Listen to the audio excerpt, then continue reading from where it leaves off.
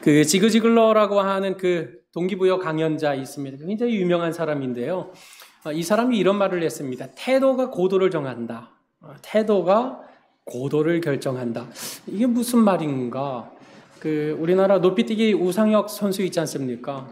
그 높이뛰기 선수를 말하는데 이 사람이 넘는 그것은 이 사람에게 있는 어떤 능력이기보다는 높이뛰기를 대하는 자세, 태도로부터 결정된다라고 이렇게 주장을 하는 겁니다. 무슨 말이냐면 높이뛰기 훈련을 하는 그 모든 시간들을 그 시간들의 어떤 자세와 어떤 태도를 가지고 높이뛰기와 관계를 하느냐, 그런 하루가 쌓여서 고도를 결정하게 된다는 겁니다. 높이뛰기, 난 3m 넘고 싶어, 난 4m 뛰어넘고 싶어 라고 늘 마음에 소원을 하는데 높이뛰기, 저걸 내가 언제까지 가겠느냐 하고 머물러 있다고 한다면, 그 태도가 여전히 부정적인 것 일색이라면 내 키가 몇인데 4m를 뛰어넘겠냐 하고 이렇게 바라보고만 있다면, 그 사람의 고도는 그 사람이 아무리 출중한 능력을 가지고 있는 사람이라고 할지라도 산업 4m에 이를 수 없다. 이게 그 동기부여 강연가인 지그 지글러가 이렇게 주장하는 바입니다. 이스라엘 백성들이 40년 광야를 통과했습니다. 그런데 그 출애굽 1세대들은 한 사람도 가나안 땅에 들어가지 못하게 됐습니다. 오로지 2세대들만 들어갔습니다. 물론 여호수아와 갈렙은 제외하고요. 왜 1세대들이 들어가지 못했던 겁니까? 이스라엘 백성들이 광야 생활을 돌아보면 내내 전능하신 하나님, 신실하신 하나님의 은혜가 자기들의 삶에 넘쳐나고 있었음에도 그 은혜를 발견하지 못하는 겁니다. 끊임없이 원망, 끊임없이 불평, 어제도 원망, 어제도 불평, 오늘도 원망, 오늘도 불평, 내일도 그와 같았던 겁니다.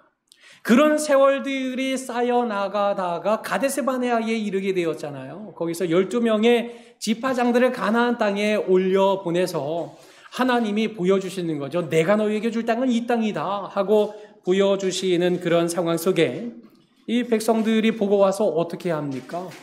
10명의 지파장들이 거기 적과 꿀이 흐르는 땅은 맞더라. 그런데 우리가 차지할 땅은 못 된다. 그 이유가 뭐였습니까? 거기 안악 자손이 있었는데, 혹시 친구 최홍만 알아요? 최홍만. 세대 차이가 나요. 혹시 우리 둘째, 살기 힘든 우리 둘째, 진서라고 했던가요? 최홍만 알아요? 모르는구나. 누구까지 최홍만을 알까요, 그러면? 우리 둘째 희원이 최홍만 알아요? 너도 몰랐구나. 제 둘째입니다. 네, 따라오고 싶다고 그래서 오늘 같이 왔습니다. 아무튼 최홍만이라고 있어요. 이렇게 큰 씨름 선수였는데 나중에 이제 격투기 선수 됐죠. 안악 자손이 바로 그런 자손들을 말하는 겁니다. 키가 골리앗처럼 큰 사람들. 그 땅에 들어갔더니 그냥 농사지고 밥 메고 있는 사람들, 일상적인 사람들이, 그런 안악 자손들이 널려 있었던 겁니다. 그러니 적과 꿀이 흐르는 땅은 맞으나 그 땅 우리 못 차지한다. 왜? 그들과 우리를 비교해보니 우리는 메뚜기 같더라 했던 겁니다. 그들이 지난 광야 생활 속에서 하나님의 살아계심을 얼마나 많이 목도했습니까? 하나님이 베풀으시는 은혜가 얼마나 많습니까? 하늘의 만나와 메추라기로 끊임없이 먹고 살았던 인생들이지 않았습니까? 그런데 그 하나님께서 그 안악 자손 손 못 봐주실까요? 홍해 가르셨던 하나님이신데요. 10가지 출애굽의 재앙을 베풀어 주셨던 하나님이신데요. 그러니 광야기를 통과했지만 그 훈련 속에 하나님을 온전히 발견하지 못한 겁니다. 그러니 그런 태도들이 쌓이고 나니 결정적인 순간에 하나님의 백성인 것처럼 보였지만 정말 결정적인 순간을 맞이하게 될 때 하나님을 향한 믿음의 확신을 가지고 나아가지 못하고 거기에서 우리 애굽으로 돌아가자. 옛날이 차라리 낫다. 지금 이게 무슨 짓이냐? 우리가 왜 여기까지 왔느냐? 우리가 생고생했다 여기까지 온 것 헛걸음했다라고 말하는 바람에 그와 같은 의견을 가졌던 출애굽 1세대들은 다 가나안을 들어가지 못하고 광야 40년 지낸 동안에 광야에서 다 죽음을 맞이하게 되고 말았던 것 아닙니까? 기회가 주어져 있었습니다. 그러나 그들의 태도는 그 기회를 내 것으로 만들 수 있는 그런 자세, 그런 태도를 갖지 못한 인생들이었던 겁니다. 그러나 문제는 우리가 그와 같은 기회를 놓친다고 해서 하나님의 뜻이 이루어지지 못할 일이 있겠느냐는 것입니다. 결코 하나님의 뜻은 우리 인생의 연약함으로 변개치 못하는 것입니다.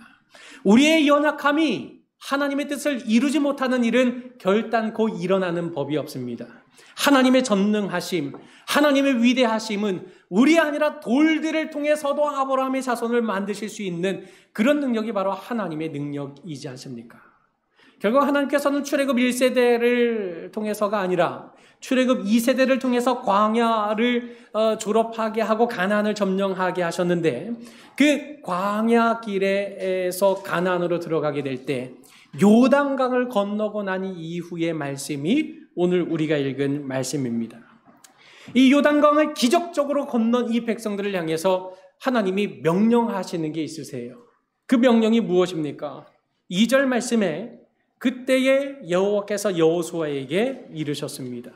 이건 여호수아의 생각이 아닙니다. 하나님이 명령하신 겁니다. 그 명령이 무엇인가? 너는 부싯돌로 칼을 만들어 이스라엘 자손들에게 다시 할례를 행하라 하는 명령이었던 겁니다. 여러분, 할례라고 하는 것, 이거 남자에게는 아주 치명적인 고통을 유발하는 일이 되고 마는 거죠. 이 부싯돌로 칼을 만들어서 돌칼을 가지고 남자의 양피를 제거하는 외과적인 수술을 하는 겁니다. 이런 외과적인 수술을 통해서 하나님의 백성됨을 구별해서 보일 필요가 있었던 겁니다. 그래서 하나님께서는 이 백성들에게 그 부싯돌, 돌칼 만들어가지고 너희 다 할례를 행하라고 명령을 하시는 겁니다. 그런데 지금 이 명령을 하시는 그 장소가 어디인지를 우리는 기억해야 됩니다. 여러분, 지금 광야 지나왔습니다. 요단강을 기점으로 해서 요단강 동편 땅을 차지하게 됐습니다. 그리고 오늘 본문 5장은 그 요단강을 건너고 났을 때입니다. 여러분, 요단강 건너고 나면 첫 번째 만나는 성이 무슨 성이었습니까? 여리고 성이 코앞에 있어요. 여리고 성은 규모 있고 병력이 엄청나게 많은 작지 않은 성이었습니다. 그러면 생각해 보십시오. 요단강을 건너서 이 백성들이 할례를 행했다. 그러면 여리고 사람들 입장에서는 야, 이 이스라엘 백성들이 히브리 사람들이 어떤 존재인지 우리가 잘 알지는 못하겠지만 요단강 동편 땅의 족속들을 다 물리치고 지금 땅을 뺏고 있다더라. 이미 소식 듣지 않았습니까? 기생 라합을 통해서 이미 이 여리고 성이 경계의 만전을 기하고 있다는 거 이미 다 알고 있는 바 아닙니까? 그러면 이 백성들이 강을 건넜다. 그런데 할례를 행했다. 이 사실이 알려지게 되면 여리고 성에서는 어떻게 할까요? 기회죠. 이스라엘 백성들을 물리칠 수 있는 아주 좋은 기회가 되는 겁니다. 사람 몸에 수술을 해놓고 그 다음날 몸져서 고통에 끙끙거리면서 누워있을 그때가 바로 적군을 물리칠 수 있는 가장 좋은 호기이지 않겠습니까? 그런데 지금 하나님이 언제 명령하시는 겁니까? 요단강을 건넜는데 그제서야 하나님이 명령하고 있는 겁니다. 할례를 행하라. 그럼 이거는 죽으라는 것과 똑같은 명령이지 않습니까? 지금은 할례를 할 때가 아닙니다. 무엇을 해야 될 때입니까? 여리고 성을 쳐들어가야 될 때입니다. 왜요? 1절 말씀 한번 보십시오. 1절 말씀에 보면 요단 서쪽의 아모리 사람의 모든 왕들과 해변의 가나안 사람의 모든 왕들이 여호와께서 요단물을 이스라엘 자손들 앞에서 말리셨다. 그리고 우리를 건너게 하셨음을 들었다. 하나님의 역사하심을 들은 그 땅의 족속들의 마음이 어떻습니까? 마음이 녹아내리고 있는 겁니다. 이스라엘 자손들 때문에 정신을 잃고 있는 상황이었던 겁니다. 한마디로 제대로 겁먹고 있는 거죠. 상대방이 겁먹고 있을 때 이때가 몰아붙일 수 있는 가장 호기인 겁니다. 지금이야말로 여리고 성을 손쉽게 점령할 수 있는 기회를 맞이한 겁니다. 그런데 지금 하나님이 뭐라고 명령하시는 겁니까? 할례를 행하라. 아니 요단강을 건너기 전에 할례를 먼저 하고 구별을 짓고 그런 다음에 몸이 다 완성이 되고 싸울 수 있을 만한 상황이 되었을 때 할례를 명령하셨어야죠. 하나님, 지금 요단강 건너서 우리가 할례를 행하면 여리고성에 있는 사람들이 우리의 상황을 알게 되면 이거 우리 그냥 죽은 목숨이지 않습니까? 라고 하는 바로 이런 상황 아래에서 지금 이와 같은 명령을 내리고 있는 겁니다. 만약에 하나님께서 이 이스라엘 백성들과 같은 상황 속에 우리가 처해 있을 때 아무리 생각해도 지금 여리고로 진격해야 될 때지 지금 할례를 행하고 지금 기도하고 지금 교회에 모여서 일단 교회를 먼저 하십시다 라고 할 때인가? 지금 일단 우리가 살아야지 지금 하나님의 명령을 따라야 하는 게 옳은 때인가? 라고 생각될 만한 그런 상황 속에 하나님께서 만약에 할례를 행하라고 명령하시면 여러분 어찌 하시겠습니까? 지금 일단 내 자식이 고3이어서 공부 부지런히 가르쳐야 될 때라고 생각이 되는데 그러면 주일에라도 너 교회 오지 말고 일단 공부 열심히 해야지 라고 보내는 게 일단 최우선일 것 같은데 일단 장가가지 못하는 내 아들, 장가가지 못한 시집가지 못하는 내 딸 일단 뭐 신자고 불신자고 다 떠나서 일단은 시집을 보내야 결혼을 시켜야 될 것만 같은데 일단은 결혼시켜 놓고 봐야 될 것 같은데 라고는 만약 이런 상황이 된다면 여러분 어찌 하시렵니까? 어느 목사님이 구역 예배 가셨는데 다 하나님의 것이라고 인정하는 이 성도들의 고백을 듣다가 궁금해진 거죠. 여러분 지갑 다 꺼내보세요. 그 지갑을 꺼낸 거죠. 이 지갑 누구 건가요? 하나님 겁니까? 자기 겁니까? 이제 이리 물은 겁니다. 그러니 쭈뼛쭈뼛하면서 하나님 겁니다. 라고 그래도 다들 부담 없이 그렇게 고백을 하더라는 겁니다. 그래서 그 구역 예배를 드리는 그 직분자에게 그러면 권사님, 지금 이 집은 하나님 겁니까? 집사님 겁니까? 하고 물었던 겁니다. 말 못하고 머뭇거리는 거죠. 집사님 집은 그러면 하나님 겁니까? 집사님 겁니까? 집사님은 누구 겁니까? 묻기 시작하니까 이제 다들 이렇게 난감해하는 겁니다. 사실 우리가 가지고 있는 연약이 다 그렇지 않습니까? 하나님이 정말 내 생각에는 내 상식에는 지금 이럴 때가 아닌데 지금 왜 이것을 요구하시는 건가? 지금은 이게 아니라 이걸 먼저 해야 될 것 같은데 왜 하나님은 자꾸 이걸 먼저 명령을 하신 걸까? 라고 생각되고 현실과 믿음 사이에서 갈등할 때가 얼마나 많이 있습니까? 그때 우리의 선택은 어디에 있습니까? 나의 상식입니까? 아니면 하나님의 말씀입니까? 오늘 본문에 기록된 이 여호수아를 위시한 이스라엘 백성들의 선택은 하나님의 말씀에 순종하는 일을 택한 것입니다. 하나님의 말씀, 하나님의 명령을 선택한 결과 이 백성들이 누리게 된 은혜는 무엇입니까? 현실과 믿음 사이에서 너 정말 내 말씀 앞에서 너를 포기할 수 있느냐? 라는 이런 하나님의 명령 앞에 자기를 포기하게 되자 여리고성을 점령하게 되는 결과를 맞이했다는 것 우리가 익히 알고 있지 않습니까? 여러분, 하나님의 명령과 현실 사이에서 우리가 갈등할 때 중요한 것은 무엇입니까? 나입니까? 하나님입니까? 우리가 하나님을 선택하고 하나님 앞에서 나의 것을 포기하게 될 때 실로 하나님이 내 삶을 이루시는 기가 막힌 역사를 이루신다는 것, 이거 우리 확신하면서 살아야 마땅하지 않겠습니까? 우리 아이들이 어렸을 때입니다. 그 집에 강아지를 키우느냐 키우지 않느냐 이거 가지고 막 늘 몇 날 며칠을 씨름했습니다. 우리 아이들이 저를 닮아서 한 번 물면 안 놓는 이런 게 있습니다. 참 끈질겨요. 끊임없이 엄마, 아빠, 개 기르고 싶어, 강아지 사줘, 이 말을 끝없이 하는 거죠. 회의를 했습니다. 저희가 딸, 아들이거든요. 그때 막내 아이가 아마 제 기억으로는 한 5살, 6살 되었던 것 같습니다. 아무것도 모르는 아이인 거죠. 그래서 아내하고 작전을 짰습니다. 우리 가정 예배 드리고 가족 회의를 주최를 하자. 안건은 우리는 개를 키울 거냐 말 거냐. 이걸 가지고 우리 계획을 하자. 그래서 작전 짰죠. 제 아내하고 저는 이제 반대인 거죠. 그렇지만 이제 저는 의장이니까 뭐 찬성 반대 할 수 없잖아요. 당신이 막내를 잘 구워 삶아라.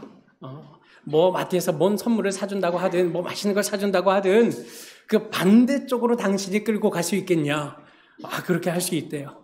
그러면 반대 투표 나왔다. 그러면 첫째 딸, 둘째 딸은 무조건 키웁시다. 이니까. 그럼 찬성 투표, 반대 투표가 나오게 되면 의장의 권한으로 이렇게 찬성과 반대가 분분하니 우리 개는 다음 기회에 키우는 걸로 우리 부결하겠습니다. 하고 그렇게 결정을 내리기로 작전을 다 짰어요. 그리고는 때가 됐습니다. 가정예배 드리고 회의를 시작했습니다. 찬성하는 사람 찬성 의견 내세요. 그랬더니 첫째 아이가 얘기하는 거예요. 개를 키우면 정서적으로 좋고, 개가 있으면 심심하지 않고, 개가 있으면 산책하면서 운동도 할 수 있고, 별의별 얘기들 다 해요. 죄송합니다. 말 같지도 않은 말들 하는 거죠. 지금 자기들이 산책시키나요? 그러지도 않죠. 그리고 이제 반대하는 의견 그런 말씀해 주십시오. 그랬더니 제 아내가 아빠는 개 털 알레르기도 있고 또 개가 있으면 건강에 해롭고 여러 가지로 얘기를 했어요. 자, 그러면 이제 우리 투표하도록 하겠습니다. 자, 찬성하는 사람 손 듭시다. 했는데 큰딸이 딱 드는 거예요. 근데 저기는 둘째가 안 들어요. 그리고 제가 의외였죠. 지금 찬성하는 거 손 드는 거야, 희원아. 했더니 자기도 안 돼요. 우리 손 안 들어? 안 된대요. 이상하다. 희한하죠? 저도 그랬어요. 반대하는 사람 손 드세요. 그랬더니 제 아내와 미리 구워 삶은 막내가 손을 들었고, 그리고 저기 있는 둘째가 반대하는 쪽에 손을 드는 거예요. 저는 이제 의외였죠. 물어봤어요. 왜? 뭐 때문에 그러는데? 그랬더니 이 친구가 제 아내가 하는 말, 개가 있으면 아빠의 비염과 알레르기가 심해진다는 그 이유 때문에 나는 개 키우기를 포기하겠다고 그렇게 얘기를 하는 거예요. 제 마음이 어떨 것 같습니까? 뒤집어졌어요. 제 마음 뒤집어졌어요. 그래서 제가 세웠던 모든 계획을 다 무마하고 아니야, 아빠 개 알레르기 없어. 아빠 그런 거 상관하지 않아. 상관없어. 전혀 그런 거 아무것도 개의치 않아. 우리 다시 회의합시다. 하고 개 키우는 거 찬성한 사람 손 듭시다. 손 들어. 아빠도 들 거야. 그래서 제 아내의 배신자라고 하는 그런 아주 뜨거운 눈초리를 간신히 참아내면서 저도 손 들어서 개를 기어이 2마리나 키우게 됐습니다. 여러분, 그날 둘째는 개를 가진 게 아닙니다. 그날 둘째는 저를 얻은 겁니다. 둘째가 차지한 건 그저 고작 몇 년 살다가 없어지고 말 개 2마리 정도가 아닙니다. 그날 둘째가 얻은 건 아버지를 얻은 겁니다. 여러분, 하나님 말씀, 하나님 명령, 이것이 내 마음에 와닿지 않고 내 상식에 엇나갈 때 얼마나 많이 있습니까? 그런데 그럼에도 불구하고 기꺼이 이것을 하나님이 기뻐하십니까? 아멘! 그럼 저 하나님 말씀 따르겠습니다.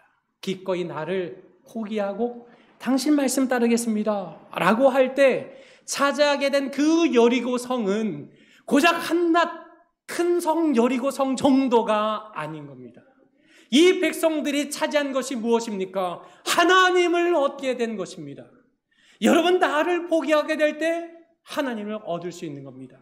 나를 내려놓게 될 때 내 삶을 하나님이 책임지시는 이런 기가 막힌 역사가 일어난다는 사실, 그것이 바로 오늘 여호수아 5장 말씀에 담겨 있는 것 아닙니까?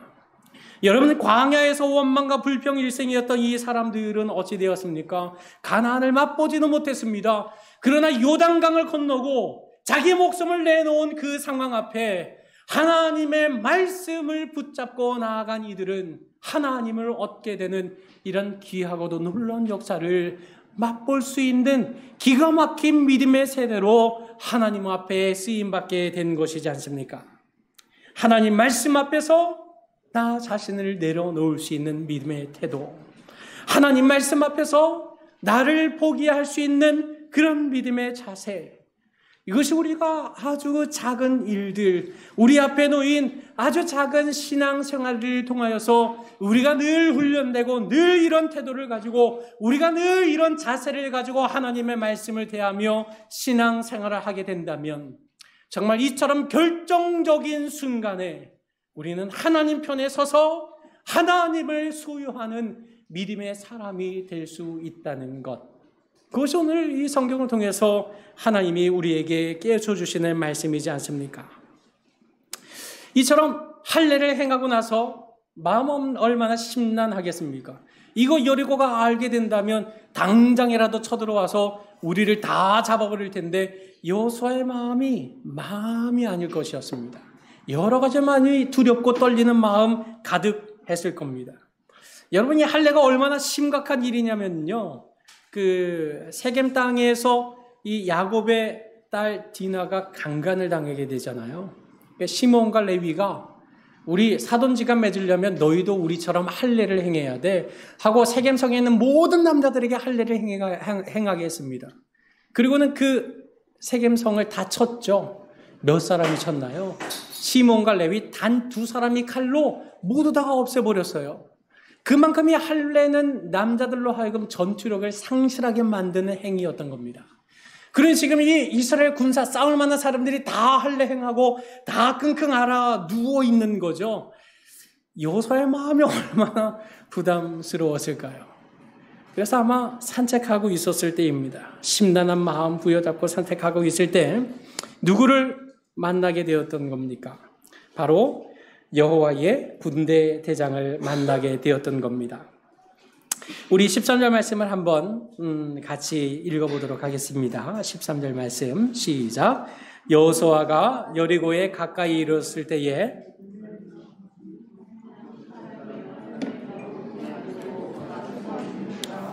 여호수아가 나아가서 그에게 묻되 너는 우리를 위하느냐 우리의 적들을 위하느냐 하니 라고 했습니다.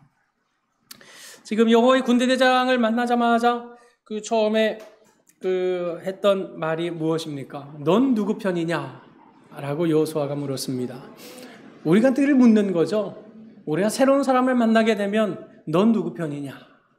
새로운 사람을 만나게 되면 우리는 항상 너는 도대체 어느 편에 서 있는 사람이냐? 너는 여당이냐 야당이냐? 너는 민주당이냐 국민의힘이냐? 너는 지역이 여기냐 저기냐? 거기냐 어디냐? 이런 걸 가지고 자꾸 구분 지으려고 하는 그런 습성을 가지고 있습니다.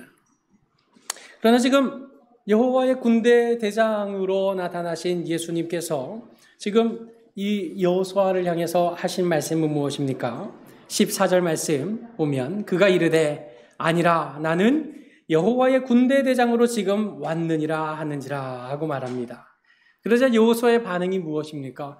얼굴을 땅에 대고 엎드려 절했습니다. 그리고 그에게 이르되 내 주여 종에게 무슨 말씀을 하려 하시나이까? 라고 이런 반응을 보이게 됩니다. 이 여호와의 군대 대장이 예수 그리스도이신 것이 틀림없는 것은 대개 천사라고 한다면 이렇게 땅에 얼굴을 대고 엎드려 절하게 될 때 아니라 나는 너가 경배할 그 대상이 아니라 하고 일으켜 세우는 장면들이 성경 곳곳에 기록되어 있습니다. 그런데 지금 얼굴을 땅에 대고 엎드려서 내 주여라고 칭하고 있음에도 불구하고 그걸 가만히 내버려 두고 있는 것을 보면 이 여호와의 군대 대장은 바로 이 땅에 그 육신으로 오신 예수 그리스도이심에 틀림이 없습니다. 이 주님께서 지금 이 여호수아를 향해서 뭐라고 말씀하고 계십니까? 우리 15절에 있는 말씀을 한번 같이 읽어보겠습니다. 시작. 여호와의 군대 대장이 여호수아에게 이르되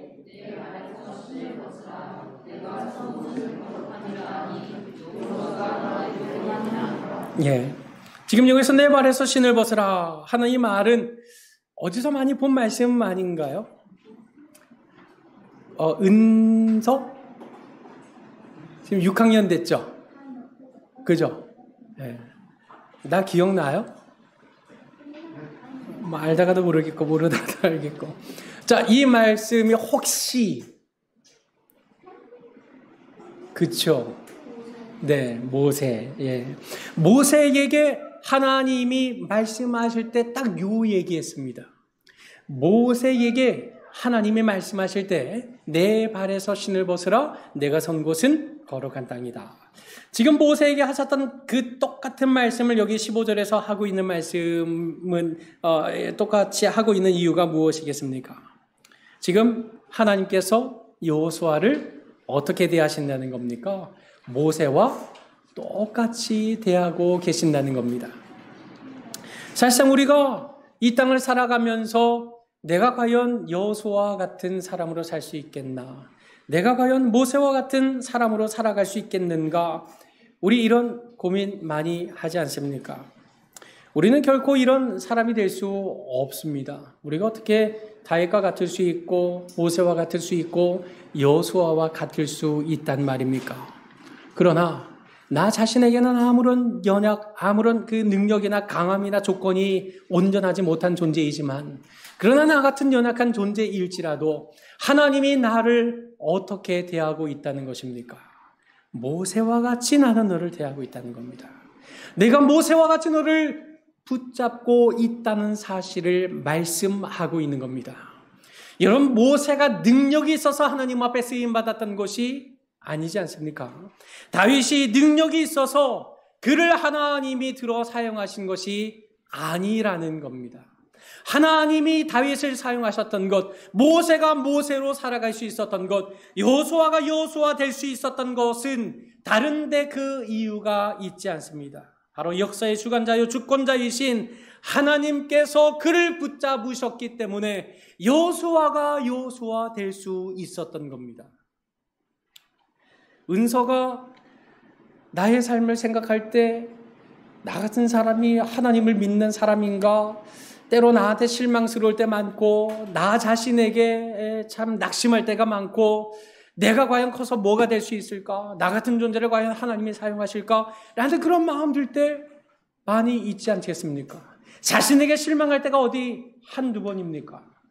우리 아이들에게 정말 좋은 엄마 되고 싶은 마음 우리 다 가지고 있지 않습니까? 정말 좋은 아빠 되고 싶은 마음 가지고 있지 않습니까? 그러나 나 자신에게 실망할 때가 또 얼마나 많이 있습니까? 그러나 문제는 내게 있는 능력으로 하나님이 일하시는가? 그렇지 않다는 겁니다. 여호수아가 모세를 생각하면서 모세였다면 지금 이 상황에, 이 어려운 상황에 다 할례받고 몸져 누워있는 이 상황이 과연 모세라면 어떻게 했을까를 생각하고 고민하게 됐을 바로 그 시간에 하나님은 이 여호수아에게 찾아와서 내가 너를 모세로 대우해 준다. 내가 너를 모세와 같이 붙잡아 사용해 주시겠다라고 약속해 주시니 우리의 군대 대장 되신 그 여호와 하나님께서 우리의 삶에도 똑같이 찾아오셔서 너의 발에 신을 벗으라 하고 말씀해 주신다면 우리도 여호수아와 같이 정말 존귀한 삶으로 하나님 앞에 쓰임 받을 수 있는 존재가 되지 않겠습니까? 지금 하나님께서 너의 발에 신을 벗으라 말씀하심은 너의 생각, 너의 주장, 너의 판단을 다 내려놓으라고 말씀하시는 것 아닙니까? 너가 그렇게 붙잡고 있을 필요 없다. 너가 그렇게 염려하면서 꽉 붙잡고 힘겨워할 필요가 없다. 나에게 맡기라 하는 것을 말씀하고 있는 겁니다. 주님, 우리가 운동을 할 때도 몸에 힘 들어가면 공 잘 안 쳐지지 않습니까? 우리가 무엇을 하든지 몸에 힘이 들어가고 경직이 되면 우리가 할 수 있는 것도 잘 감당할 수 없는 상황에 이르게 되고 마는 겁니다. 그러니 오늘 군대 대장이신 여호와 하나님 앞에 내가 책임져야 할 것을 하나님 앞에 맡겨드리고 군대 대장이신 하나님께서 이끄시는 대로 우리가 따라 나아가기만 한다면 우리도 여호수아가 될 수 있다 이겁니다.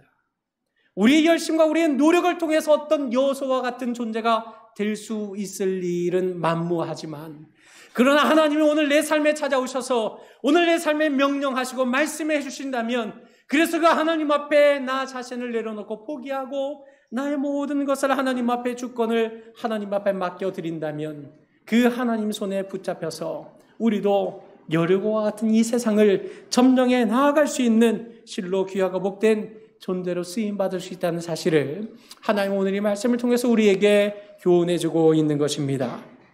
사랑하는 바른교회 성도 여러분, 세상의 모든 부모님들이 공통적으로 바라는 마음 무엇이 있겠습니까? 연로하신 부모님들께서 바라는 것 하나밖에 없죠.